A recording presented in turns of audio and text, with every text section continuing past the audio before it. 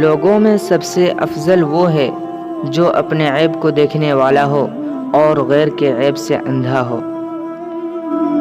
بیل کی طرح کسی درخت کا سہارا ڈھونڈنے سے بہتر ہے کہ درخت بن کر کسی کو سہارا دیا جائے۔ خوش کلامی ایسا پھول ہے جو کبھی نہیں مرجھاتا۔ بخل اور جہالت تواضع کے ساتھ بہتر ہے اس علم اور سخاوت سے جو تکبر کے ساتھ ہو۔ جیسا تو کرے گا ویسا ہی بدلہ دیا جائے گا۔ سنی ہوئی بات دیکھے ہوئے بات کے برابر نہیں ہو سکتی۔ جو مہربانی نہیں کرتا اس پر مہربانی نہیں کی جاتی۔ جو اپنے زبان کی حفاظت کرتا ہے وہ کم شرمندگی اٹھاتا ہے۔ جس کے اخلاق اچھے ہوتے ہیں اس کے بھائی زیادہ ہوتے ہیں۔ بے ادب شخص بے روح جسم کی طرح ہے۔ اپنی عزت اپنے ہاتھ میں ہوتی ہے۔